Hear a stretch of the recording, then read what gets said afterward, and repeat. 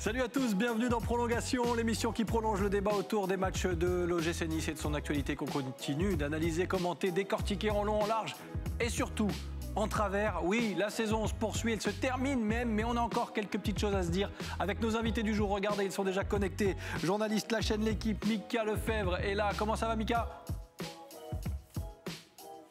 Ah, je t'ai pas entendu, mais je crois que ça a l'air d'aller. On va régler ça tout de suite. Oui, ça va, c'est bon, c'est impeccable. Alric, lui, est là aussi, titulaire indiscutable. On va débriefer une victoire, Alric, ça fait du bien. Comment ça va ? Salut à tous, écoute, ça va très bien. C'est très bien de débriefer une victoire, ça change un peu des dernières semaines. Oui, c'est vrai, et lui, il a tout compris. Il a eu la réussite avec lui, Christophe, pour sa première. Il devait le faire, pour rien vous cacher, il y a quelques jours. Et puis finalement, après une victoire, on le retrouve. C'est Christophe qui donc ouvre son compteur dans Prolongation. Comment ça va ?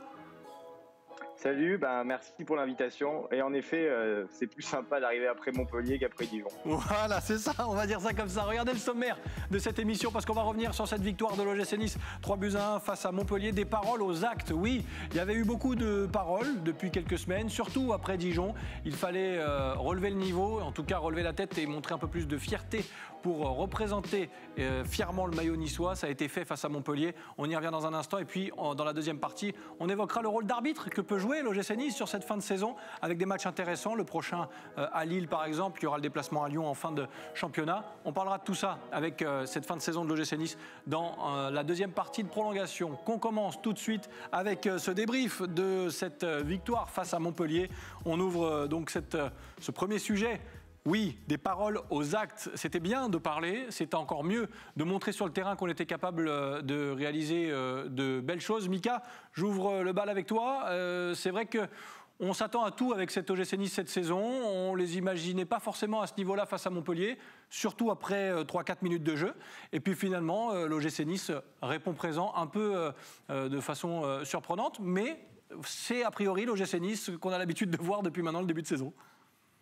C'est ça, une équipe capable du meilleur comme du pire. On a cru pendant les premières minutes avec cette barre transversale tout de suite trouvée par Kozza, puis le but de Laborde, que ça allait être une après-midi ou un déjeuner du dimanche assez compliqué pour les Aiglons. Et puis, c'est vrai, ils ont su réagir assez rapidement et ce qu'ils ont montré en première période était plutôt convaincant. C'est vrai qu'en seconde mi-temps, ils ont un peu plus subi, mais ils ont eu encore des occasions. Ils auraient pu en mettre un ou deux de plus peut-être, et on en parlera certainement tout à l'heure, mais c'est vraiment un match qui laisse des regrets pour cette fin de saison de l'OGC Nice, puisqu'avant cette rencontre, Montpellier était encore un candidat peut-être pour l'Europe, et l'OGC Nice les a battus. Donc voilà, c'est vrai que cette équipe niçoise, décidément, elle nous aura rien épargné cette saison. C'est vrai, et Alric, on en voit, on en fait des lundis de débrief, lundi après lundi, alors après une défaite, après un non-match, après une victoire de temps en temps. Celle-ci, elle a été plutôt convaincante. Pourtant, quelle entame catastrophique, Mickaël a évoqué. On a eu peur très vite. On a eu très très peur. Ça aurait pu être une après-midi catastrophique. On aurait pu une nouvelle fois débriefer une défaite. Par chance, c'est pas le cas. Et je dirais que c'est un peu ce qui est frustrant avec cette équipe, c'est qu'une équipe qui est trop jeune et qui a beaucoup de talent, mais qui joue sur courant alternatif et qui alterne le pire comme le meilleur. On est passé de la deuxième minute où on prend une marque transversale et un but très rapide à une première mi-temps plutôt très convaincante.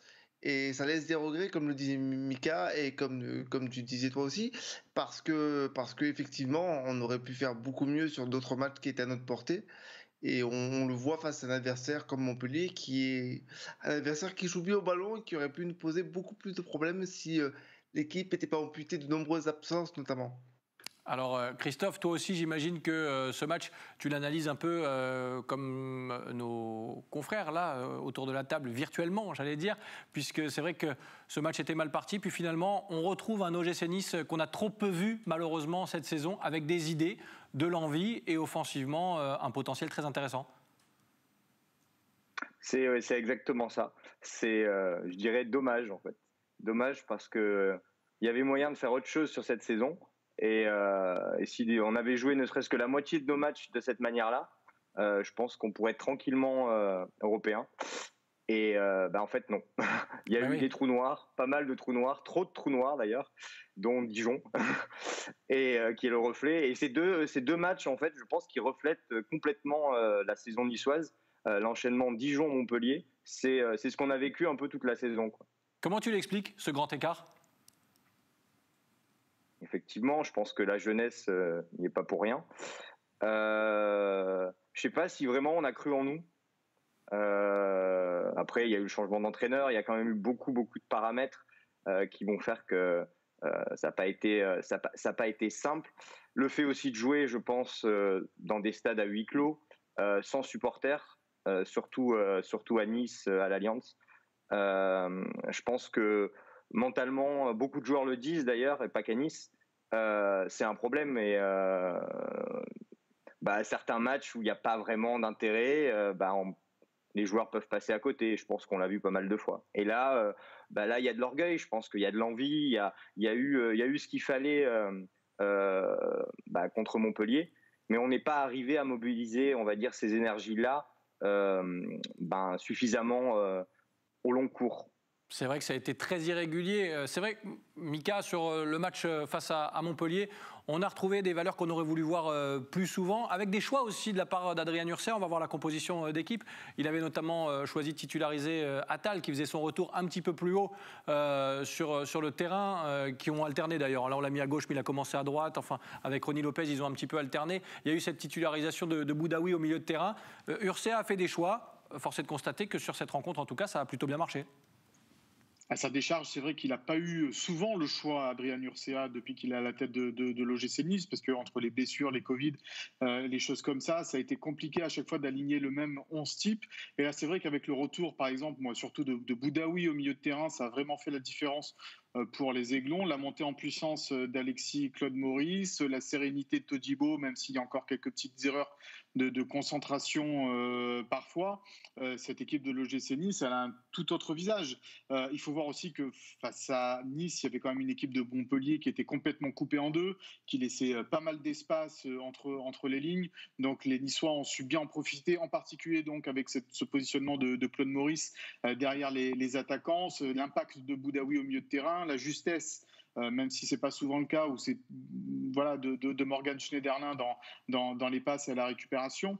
Donc oui, il y a eu des choix de la part d'Adrien Urcea. Enfin, j'ai envie de vous dire, il avait peut-être un peu le choix, même s'il y avait encore pas mal d'absents à Nice, et en particulier un garçon au milieu de terrain comme Kefren Turam qui a pris de l'ampleur aussi dans cette fin de saison. Et Gouiri, bien sûr, devant également, qui devrait peut-être, mais ce n'est pas encore sûr, faire son retour à Lille, on en reparlera. Alric, on va évoquer un joueur dont parlait aussi Mika, qui ne sort plus du 11, c'est Alexis Claude Maurice, le détonateur hier. Le détonateur impliqué sur les 3 buts qu'on a inscrits, une fois la récupération, une fois passe décisive et ensuite buteur, donc il a fait la complète. Un joueur qui de plus en plus s'impose comme étant la recrue à fort potentiel qu'on attendait depuis qu'il était arrivé et qu'on avait du mal à voir. J'ai vu par moments des actions typiques de ce qu'il faisait lorsqu'il était à Lorient en Ligue 2 et lorsqu'il a explosé justement aux yeux des recruteurs niçois. Et aussi par moments j'ai vu des mauvais choix. Il est lucide dans son analyse de son match, ou plusieurs fois dans les derniers gestes, la mauvaise passe, le mauvais dribble, ou vouloir faire un peu trop en faire, justement parce qu'il était grandement en réussite. Plusieurs fois, j'aurais apprécié qu'il serve Dolberg dans de bonnes conditions pour qu'il puisse marquer. Plusieurs fois, il a préféré servir un autre joueur qui était un peu moins libre. Et donc, ça me fait dire qu'il y a encore une belle marge de progression, mais évidemment, de ce qu'on a vu hier, ça peut laisser de bonnes choses pour la saison à venir, surtout s'il arrive à garder ce niveau et à évoluer encore plus positivement. Et c'est un garçon qui a besoin d'espace, et comme le disait Mika, à Montpellier, on a laissé quelques-uns des espaces à Alexis Claude Maurice, entre autres. Christophe, je voulais qu'on lise ensemble la déclaration d'Adrien Urcea, parce qu'on en a parlé de ses choix aussi, qui après le match disait la réaction attendue après Dijon. Voilà, c'était la moindre des choses de sortir ce match. J'ai aimé l'envie d'aller de l'avant de l'équipe. On s'est lâché. Le ressort activé après Dijon, la fierté, le fait d'honorer les couleurs, est-ce que c'est ça aussi qui a fonctionné pour toi, Christophe ? Oui, tout à fait, je pense. Et c'est ce qui manquait quand il y a eu des défaites ou des matchs insipides, pour pas dire soporifiques. Là, on les a un peu titillés, on les a un peu blessés, et je pense que voilà, ils ont montré leur qualité. Et sur le papier, quand même, cet effectif, il mérite bien mieux que ce qu'il a aujourd'hui. Et je pense qu'Alexis Claude Maurice, c'est un peu, c'est un peu l'exemple de ça. Il monte en puissance. Alors ça a pris du temps. Après, peut-être qu'aussi, on peut manquer aussi de patience pour certains joueurs, car ils sont jeunes. Alors on peut discuter du choix de prendre des jeunes joueurs ou des choses comme ça. Mais en tout cas, avec l'effectif qu'on a là, je pense que ça présage de bonnes choses pour la saison prochaine s'il y a une continuité, et espérons qu'il y ait une continuité en y ajoutant quelques joueurs cadres, ça serait parfait. Mika, tu parlais tout à l'heure de la nonchalance un petit peu de Todibo notamment. On va lire un tweet qui avait été envoyé sur le compte de prolongation parce qu'on s'est vite réjoui bien sûr de cette victoire, mais une victoire qui gêne, enfin en tout cas c'est une belle victoire, mais ce qui me gêne beaucoup pour Oligol06 je crois, si j'arrive à bien lire malgré les lunettes, c'est d'avoir autant gâché, désolé de plomber l'ambiance, mais cette facilité à certaines périodes du match me fatigue, on n'a rien à faire, on n'a rien pour faire les beaux cette saison. T'as senti toi Mika ce relâchement inconsciemment peut-être d'un match plutôt maîtrisé, avec parfois un OGC Nice qui se laissait un petit peu aller dans cette seconde période notamment? Non, et même pour Todibo, je pense pas qu'on puisse parler de nonchalance. Un peu de facilité peut-être. Jeune encore. Ouais, des petites fautes de concentration, moi je dirais. Voilà, des petites fautes de concentration par moment, mais ce qu'il apporte à la défense niçoise, voilà, je me faisais la réflexion hier avec quelques amis. Todibo, dans 19 équipes sur 20 de Ligue 1, il serait titulaire.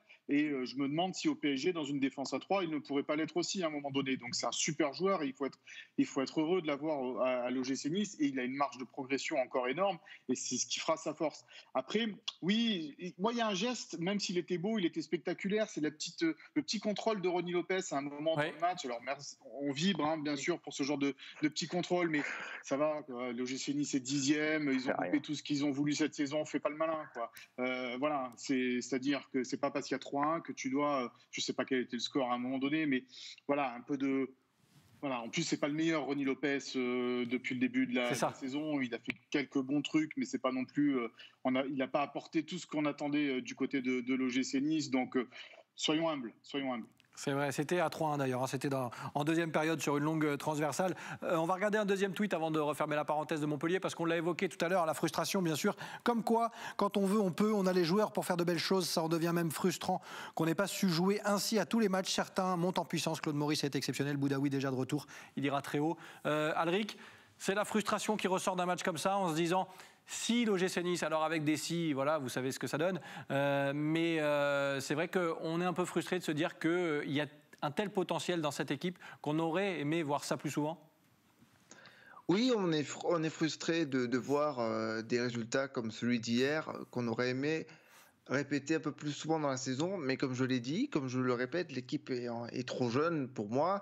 Et ce qui fait qu'effectivement, dans un contexte aussi compliqué que celui qu'on vit actuellement avec des stades vides, sans supporters pour pouvoir pousser les joueurs, eh bien parfois, une équipe jeune qui voit de la difficulté, qui n'arrive pas à trouver le verrou d'un point de vue technique, n'a pas forcément les ressources, je dirais, mentales pour se dépasser et avoir ce supplément d'âme qui puisse faire gagner des matchs un peu plus compliqués.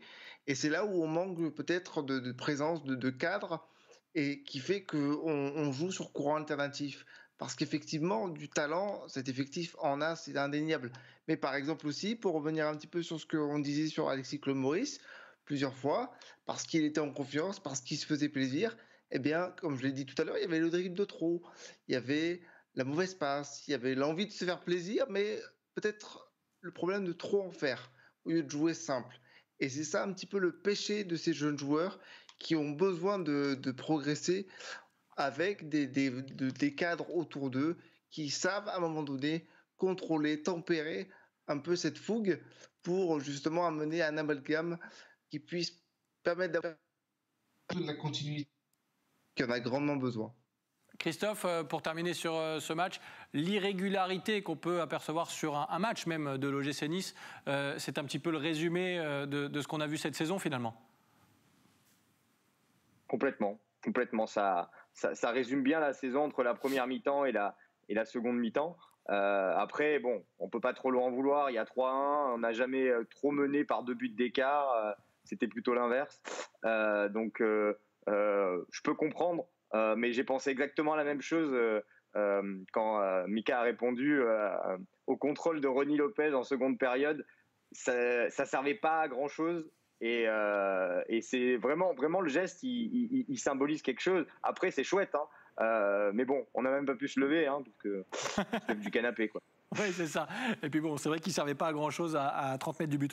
On a évoqué ce match et cette victoire face à Montpellier. On va forcément faire la transition vers la suite avec le deuxième débat de cette émission, le gym en arbitre pour cette fin de saison, avec une déclaration de Morgan Schneiderlin à la fin du match qui, lui, à l'image de beaucoup, veulent finir plus haut. On voulait montrer que Dijon était un accident. On n'est pas encore en vacances. On doit respecter le club, entamer une dynamique en vue de la saison prochaine. On veut finir le plus haut possible. Mika, finir le plus haut possible, ça suffira comme motivation pour les Aiglons d'ici la fin de la saison ?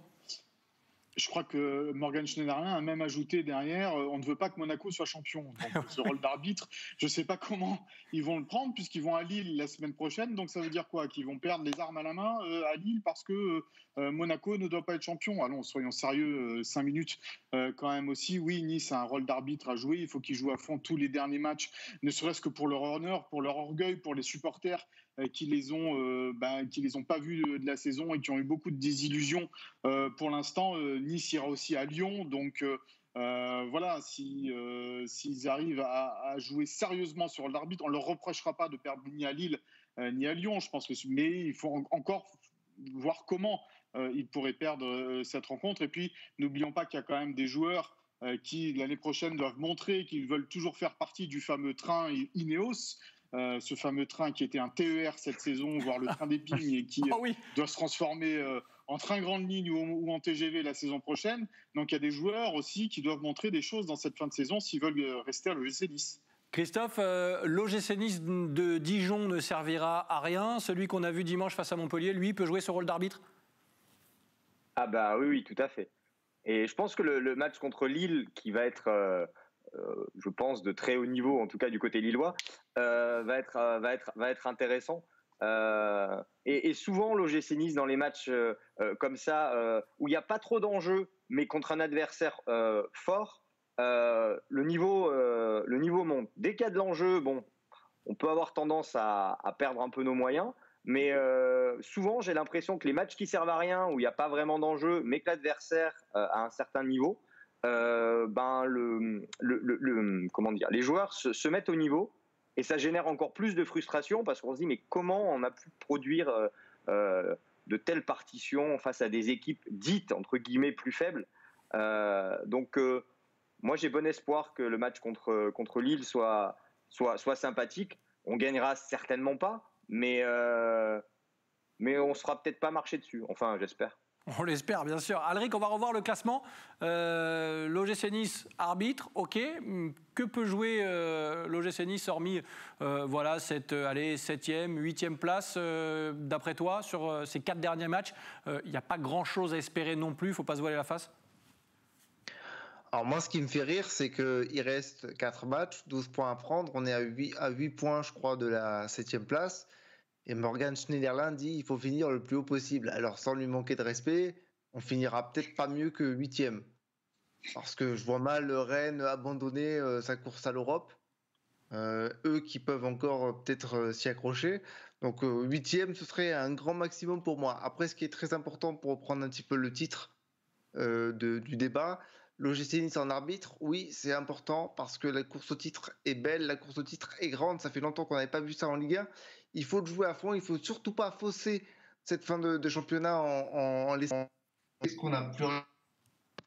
Et j'avoue que entre mon envie de voir Lille champion et mon envie de surtout pas voir le gym se faire écraser la semaine prochaine, ça risque d'être un bon et grand match à 21h. Une grande heure pour des grands rendez-vous.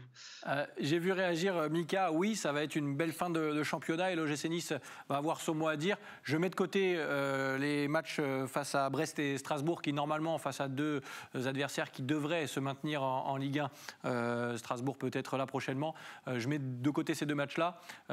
Il y a de quoi finir la saison un peu plus tranquillement et tenter des choses parce que Morgan Schneiderlin le disait dans sa déclaration, il faut se projeter aussi vers la saison prochaine et il faut que tout le monde soit concerné.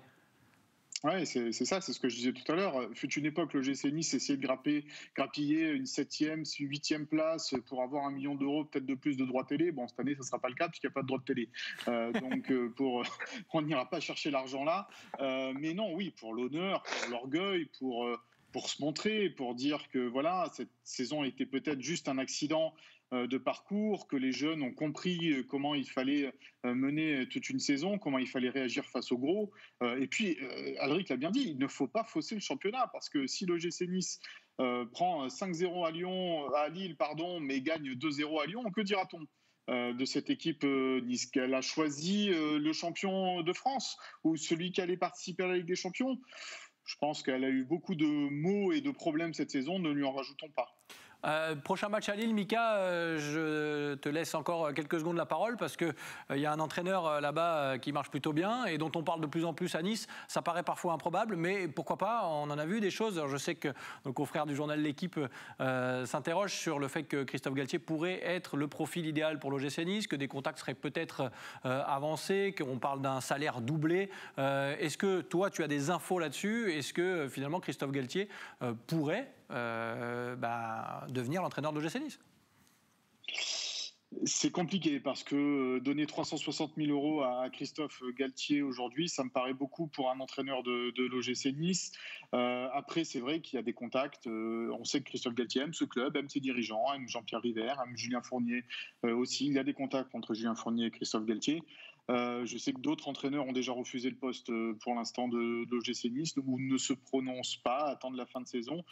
Donc c'est le rêve de tous les supporters, j'imagine, d'avoir Christophe Galtier à l'OGC Nice. C'est pour les journalistes aussi, parce que ça a l'air d'être un bon mec. On ne le connaît pas, mais beaucoup ici, mais ça a l'air d'être un bon entraîneur et un bon communicant. Ça donnerait de la cohérence au projet ? Ah ben totalement. C'est à l'heure actuelle certainement l'un des meilleurs entraîneurs du championnat de France ou le meilleur entraîneur du championnat de France. Ce qu'il a réalisé avec Lille correspond parfaitement à ce que doit réaliser l'OGC Nice aujourd'hui. Donc oui, c'est le profil idéal. Après, entre le profil idéal et les rêves et ce que l'OGC Nice pourra s'offrir, ça me semble un peu compliqué. Ce que je regrette surtout, c'est qu'on est à 4 journées de la fin du championnat et que l'OGC Nice et ses dirigeants ne savent toujours pas qui sera l'entraîneur la saison prochaine. Dans tous les cas, rien ne filtre à ce niveau-là. Bon, on n'a pas beaucoup plus d'informations, mais c'est vrai que ça semble très compliqué. Christophe, oui, on va à Lille pour essayer de ne pas trop souffrir, tu l'as dit tout à l'heure. Christophe Galtier, tu veux rebondir aussi sur le sujet, on va peut-être terminer là-dessus d'ailleurs. Ce serait l'entraîneur presque idéal, sur le papier en tout cas, pour toi aussi ? Ah, je pense que oui, tout à fait. Ça pourrait être très sympathique. Bon, il y a un autre entraîneur qui le botte bien dans la liste qu'on a pu entendre, mais qui a peut-être refusé. C'est Peter Bosz. Je te coupe, Christophe. Je te coupe parce que tu dis qu'il a peut-être refusé, comme Mika parlait d'entraîneurs qui avaient refusé. Est-ce que Peter Bosz est dans cette liste ? Il était dans J'osais pas demander, en fait. Souhaité par le Nice. Après, il n'a pas encore dit oui, manifestement. Mais est-ce qu'il a dit non ? Mais il a peut-être pas dit non. Il est dans une shortlist. Il est dans une shortlist d'entraîneurs pour Lyon, comme Christophe Galtier d'ailleurs, que l'on annonce aussi peut-être du côté de Lyon. Donc aujourd'hui, il doit réfléchir beaucoup, Peter Bosz, entre peut-être signer à Lyon et donner son accord peut-être à l'OGC Nice. L'atout de l'OGC Nice, c'est que ça fait longtemps qu'ils sont dessus, quand même. Donc voilà, on va dire que c'est pas encore tout à fait mort. Christophe, j'ai posé la question à ta place. Hein. Un bon atout, ça. Merci. Alric, oui, le match à Lille, il va être important. On va peut-être voir autre chose de l'OGC Nice et enfin finir, j'allais dire, détendu cette saison. Je l'espère. J'espère qu'on pourra se faire plaisir, nous, en tant que supporters, et surtout les joueurs, avec les 2 gros matchs qui restent, pourront aussi se faire plaisir. Et pour rebondir très, très rapidement sur le sujet Galtier, écoutez, hier, j'ai vu le match Lyon-Lille. Et j'ai vu cette joie, cette rage de Christophe Galtier à la fin du match, qui a fait en plus de très bons choix pour amener son club à la victoire. Et même moi, si j'étais pas très open, peut-être à son arrivée il y a quelques semaines, là je me dis, avec l'image que j'ai vue hier et les choix qu'il a fait, ouais, ça pourrait correspondre à la mentalité niçoise si le projet suit derrière. Ah, et puis partir sur un titre de champion, c'est pas mal, non ? Ah oui, ce serait pas mal aussi. Christophe, oui, tu voulais réagir ? clairement, la mentalité, je pense que Galtier, ça correspond quand même au Sud et à ce qu'on peut attendre. Je ne vais pas faire de comparaison avec l'entraîneur actuel, mais qui a très bien pris le relais, etc. Mais nous, on reste toujours marqué par Fred Antonetti et ses coups de sang. Et je pense qu'on aime ça, en fait. On aime aussi des entraîneurs comme ça qui ont de la poigne et qui sont aussi des meneurs d'hommes, pas que des meneurs d'hommes, mais voilà, le souvenir de l'entrée de Matt Moussilou et avec Fred Antonetti qui le booste, ça reste quand même, voilà, c'est des choses qu'on aime bien. Et je pense que Galtier, il a un peu ce côté-là, au-delà de ses excellentes compétences. Et la preuve en est, c'est le classement aujourd'hui du LOSC.